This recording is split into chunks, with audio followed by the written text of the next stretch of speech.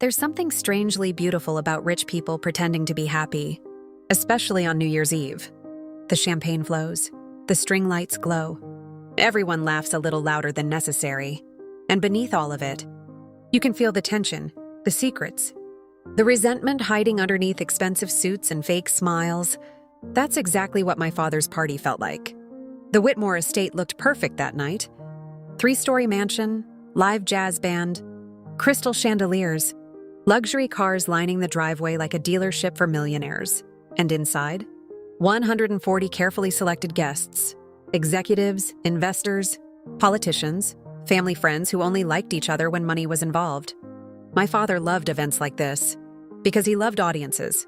He loved being admired, feared, envied, worshipped. And tonight, he was glowing because tonight was supposed to become part of the Whitmore family legacy, at least according to him.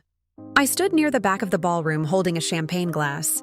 I hadn't touched for over an hour. Watching, listening, calculating. That's what people misunderstood about me. They thought silence meant weakness. It doesn't. Silence just means someone is paying attention. My younger brother Daniel stood near the center of the room, laughing beside my father. Perfect suit, perfect smile, perfect son. Daniel was everything my father respected. Confident, charismatic, aggressive. The kind of man who shook hands, too hard and interrupted, people before they finished speaking. My father called it leadership. I called it insecurity with expensive tailoring. Then there was me, Evelyn Whitmore, Harvard graduate, chief financial strategist at my father's company for 8 years. The person who quietly fixed problems nobody else could solve. The person who saved the company millions during 2 separate federal audits. The person who worked 80-hour weeks while Daniel spent half his time golfing with investors. But none of that mattered, because in my father's world, competence was useful, but ego was inheritable. And Daniel had inherited his perfectly. I noticed my father glance toward the stage. The countdown was close. He smiled. That smile told me everything. The announcement was coming. I already knew what it would be. Honestly, everyone did, for months. Rumors had been circulating inside the company. Succession plans, leadership transitions, ownership restructuring. And despite my qualifications, despite my experience, despite literally keeping the company alive, during its worst financial quarter, I was never truly considered, because I was the daughter, not the son. At 11:52 p.m., my father tapped his champagne glass with a silver spoon. The ballroom quieted instantly. Of course it did. People with power never have to ask for silence twice. Friends, he announced warmly. Family. The crowd smiled expectantly. Phones came out. Everyone sensed a major moment approaching. My father placed one hand proudly on Daniel's shoulder. And there it was, the performance. As we enter a new year, he paused dramatically. It's time to think about legacy. Daniel grinned immediately. He already knew. I felt strangely calm. Not nervous. Not angry. Just finished. My father continued. For 42 years, I built Whitmore Holdings from nothing. Applause? Of course. And now, he smiled toward Daniel. I'm proud to announce the future of this company. The room leaned in. I will officially hand leadership of Whitmore Holdings to my son Daniel. He raised his glass proudly. The one who actually earned it. The room exploded with applause. Cheers. Celebration. Music swelling louder. And for one strange second, everything felt slow, muted, distant, because that sentence wasn't accidental. The one who actually earned it. That wasn't business. That was personal. My father looked directly at me after saying it. Only briefly, but enough. He wanted me to hear it. He wanted everyone to hear it. Daniel hugged him dramatically, while guests applauded, like they were watching the finale of some billionaire reality show. People came forward shaking his hand, congratulating him, calling him visionary. Meanwhile, I stood alone beside the champagne tower, invisible again. And honestly, that part didn't hurt anymore, because 14 months earlier, I stopped trying to earn my father's respect. That was the moment everything changed. 14 months earlier, I discovered something strange inside the company's financial records. At first it looked minor, a routing inconsistency, A transfer that didn't match reporting schedules. Small enough that most auditors would miss it. But I didn't miss it. Because numbers tell stories, and these numbers were screaming. So I kept digging. Quietly, carefully, alone. And what I found changed everything I thought I knew about my family. Offshore shell companies, fraudulent acquisitions, investor manipulation, bribery payments disguised as consulting expenses. At first, I assumed Daniel was involved. He handled most investor relations. But then I saw signatures, approvals, authorization trails. My father. The company wasn't just unethical. It was criminal. And the deeper I investigated, the more terrifying it became. Because this wasn't desperation. This wasn't survival. This was greed. Systematic greed. For 14 months, I gathered evidence quietly. Encrypted copies, internal recordings, financial records, private email chains, everything. Because deep down, I knew this moment was coming. Not the promotion, not the succession, the betrayal. And betrayal becomes much less painful when you stop being surprised by it. Back in the ballroom, the countdown clock appeared on giant screens. 11:58 p.m. The band started playing louder.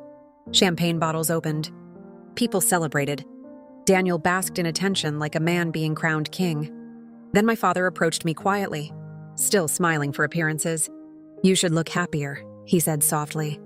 I almost laughed. Instead, I asked, "Did you really have to say it like that?" He tilted his head slightly. "Say what?" "The one who earned it." My father took a slow sip of champagne, then said the sentence that finally erased the last piece of loyalty I had left. "You were always good at supporting people, Evelyn." He glanced toward Daniel. "But leadership requires something colder. Supporting people, 8 years of sacrifice reduced to support." I looked at him carefully then, really looked at him. And for the first time in my life, I didn't see a powerful man. I saw an aging narcissist desperately trying to immortalize himself through his son. And suddenly, I felt nothing. No anger, no sadness, no heartbreak, just clarity. Because people only have power over you while you still crave their approval. And mine had finally died. The countdown clock hit 11:59 p.m. Guests gathered near the dance floor screaming excitedly. The energy intensified. My phone vibrated once inside my purse. I already knew what it was. The SEC draft portal confirmation. Ready to submit. Every file attached, every document verified, every piece of evidence organized perfectly. 14 months of work. I slowly opened my phone. One email. That's all it would take. Across the ballroom, Daniel raised his champagne glass triumphantly while guests chanted the countdown. 10, 9. My father smiled proudly beside him, completely unaware that his empire was about to collapse in real time. 8, 7. I stared at the send button. Not nervous, not hesitant. Because this wasn't revenge anymore. Revenge is emotional. This was accountability. 6, 5. I remembered every moment they underestimated me. Every meeting Daniel took credit for. Every time my father dismissed my work. Every sacrifice nobody acknowledged. 4, 3. And suddenly, I smiled. Because for the first time in my life, I wasn't asking for a seat at the table anymore. I was flipping the entire table over. 2, 1. Happy New Year exploded across the ballroom. Confetti cannons fired. The crowd screamed. Music blasted. Champagne sprayed everywhere. And exactly at midnight, I pressed send. The strange thing about destroying someone's life is how quiet it feels in the beginning. You expect thunder, chaos, immediate screaming. But real destruction? It starts silently, like a crack inside glass nobody notices until the entire thing shatters. At 12:01 a.m., the ballroom was still celebrating. People kissed, laughed, danced badly to expensive live music. Champagne glasses clinked beneath gold chandeliers while my father stood in the center of it all, pretending he owned the future.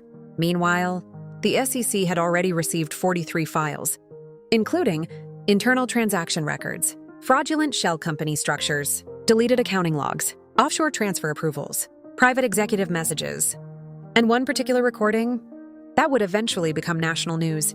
I stood near the balcony doors, watching snow fall outside, while the party continued behind me. And honestly, I expected to feel triumphant. I didn't. Mostly, I felt tired. Tired of pretending corruption was leadership.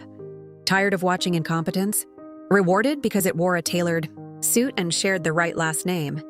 Tired of sacrificing pieces of myself for people who only valued me when I was useful. A waiter walked past offering champagne. I declined. My hands were steady now. Too steady. That's how I knew I crossed a line I could never uncross. At 12:07 a.m., my phone buzzed again. A secure automated confirmation. Complaint officially received. No turning back now. I locked my screen calmly.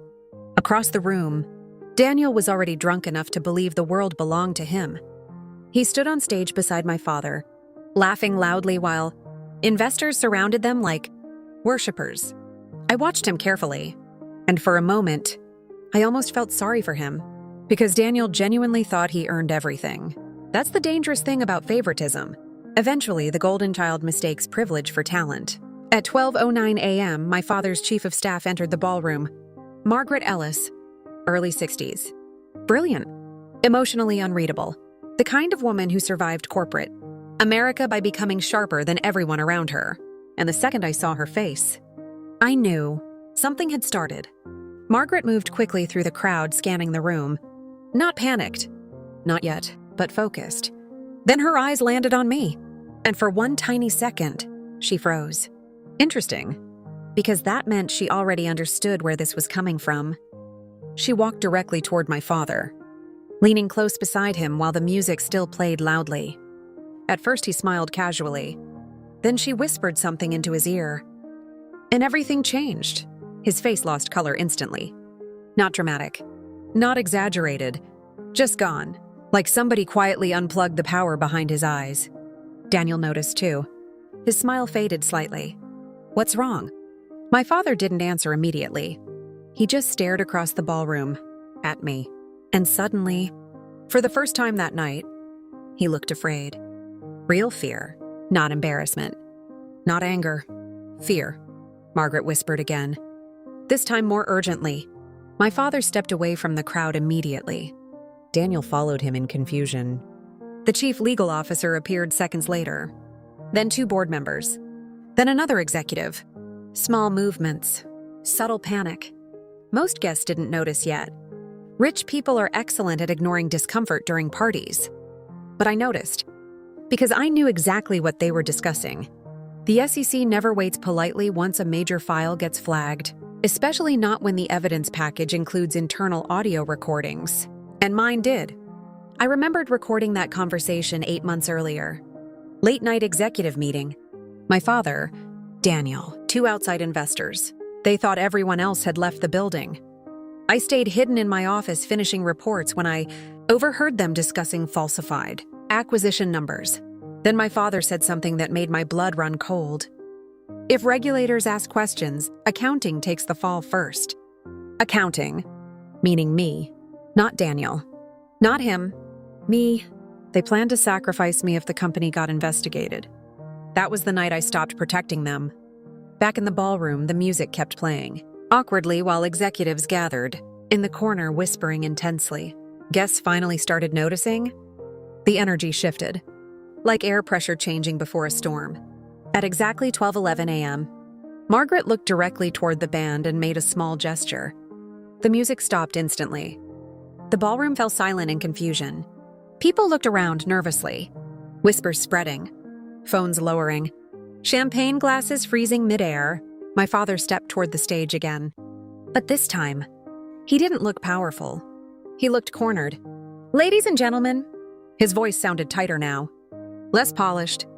We're experiencing a small internal issue. Internal issue. Interesting choice of words for federal fraud exposure. A few nervous laughs spread through the crowd. Nobody understood yet, but they sensed something. Wealthy people always sense financial danger before emotional danger. Then Daniel noticed me standing calmly near the balcony, and suddenly, something clicked inside his head. His eyes narrowed immediately. He walked toward me fast. Too fast. You. I didn't move. What did you do? His voice shook slightly beneath the anger. Good. I tilted my head calmly. That's a very interesting question. Don't play games with me. Games? For years, they manipulated audits, lied to investors, buried fraud inside fake consulting structures. And now suddenly honesty was games. Daniel stepped closer. You have any idea what you've done? I looked him directly in the eyes and softly answered, yes. That terrified him more than yelling would have. Because calm people are dangerous, especially after they stop caring about consequences. My father approached seconds later. Face pale, jaw tight, guests pretended not to watch while absolutely watching. Classic wealthy party behavior. My father lowered his voice carefully. What exactly did you send? Notice that. Not if. What? Meaning he already knew. I smiled faintly. Enough. His eyes hardened instantly. You don't understand the damage this could cause. And there it was. Not guilt. Not remorse. Damage. To the company. To the reputation. To him. Never the victims. Never the truth. I stepped slightly closer and quietly said, You were going to let them blame me. That hit him harder than I expected. For one brief second, he looked ashamed. Then it vanished. Corporate men like my father only experience guilt in flashes. Ego kills it quickly. You're emotional right now. He said it carefully, condescendingly, like I was still 12 years old. I actually laughed. First genuine laugh all night. No, I said softly. I was emotional 14 months ago. Silence. This? I glanced toward the executives panicking across the ballroom. This took planning. Daniel cursed under his breath. My father looked furious now. But beneath the anger, there was panic, because he finally realized something important. The daughter he ignored was the only person in the room capable of destroying him. And the worst part? He handed her every reason to do it himself. Then suddenly, 3 black SUVs pulled into the circular driveway outside. The room noticed immediately. Every conversation stopped. Even from inside the ballroom, you could feel the atmosphere collapse. My father slowly turned toward the windows.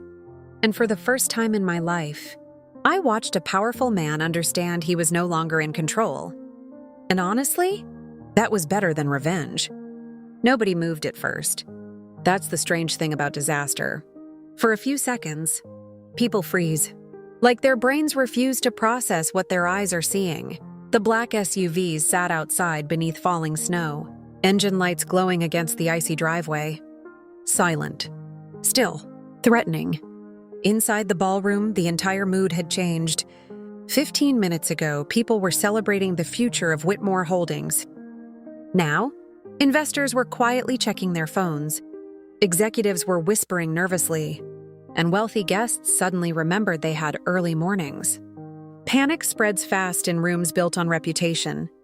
My father stared toward the windows, like he could somehow out-negotiate reality itself.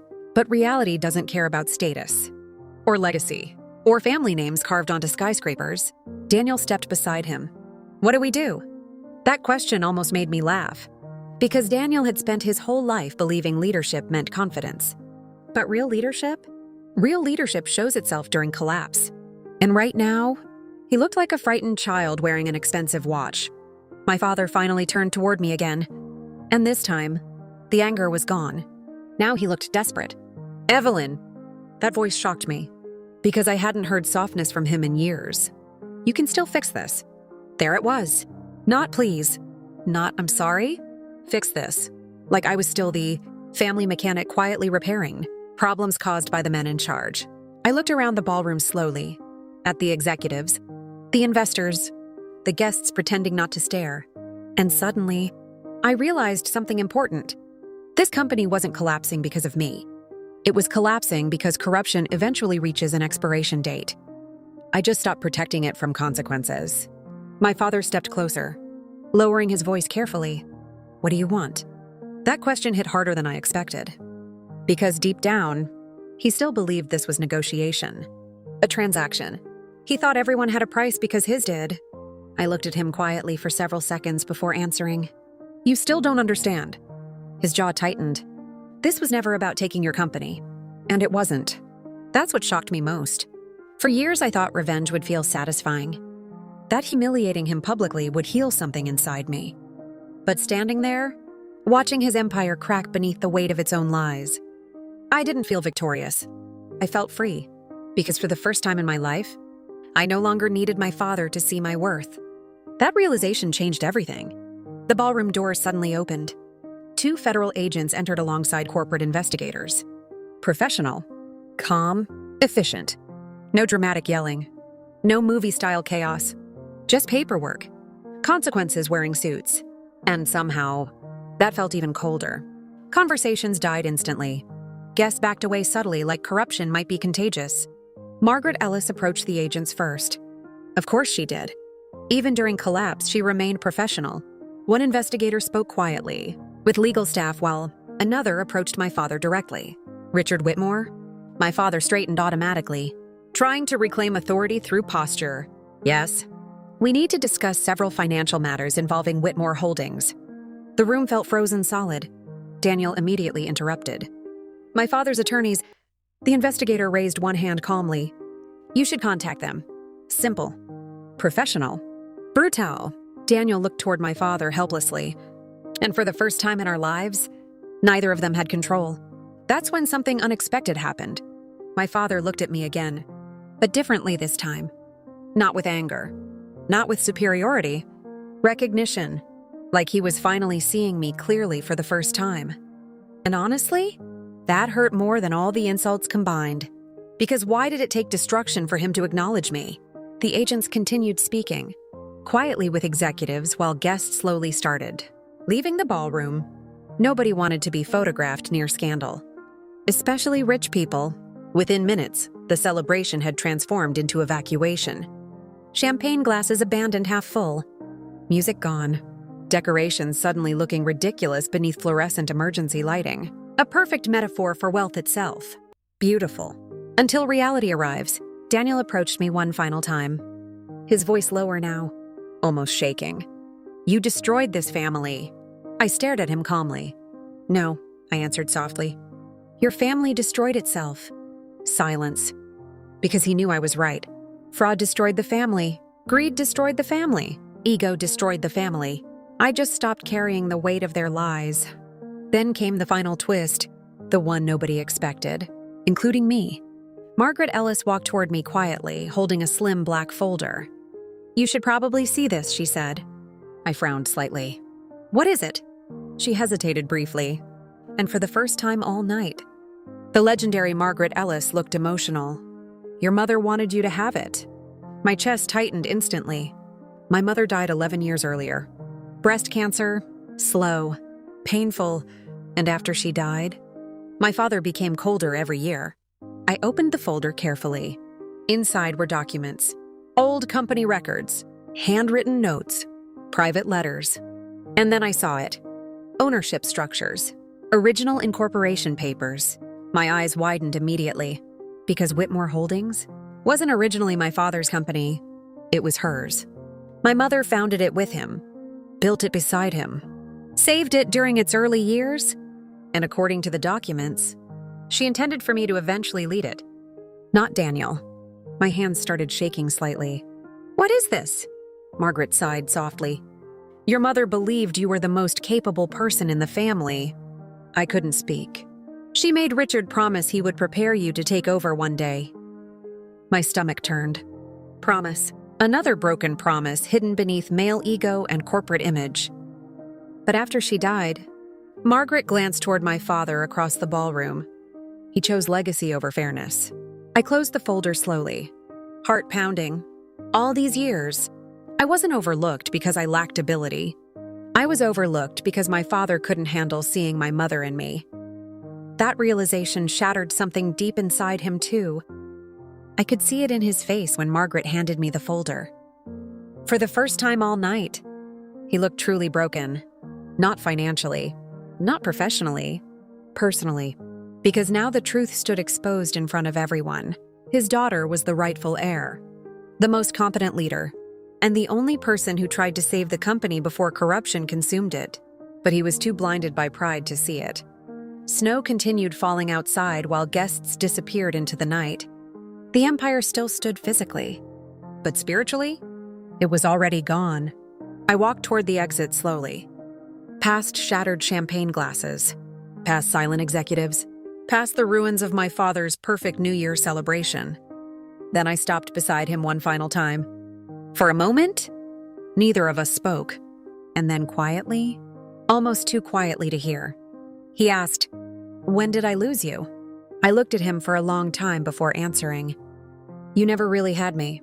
And with that, I walked away, not defeated, not triumphant, free, because sometimes the strongest revenge is becoming impossible to control, and sometimes the daughter they underestimated becomes the one person powerful enough to expose everything.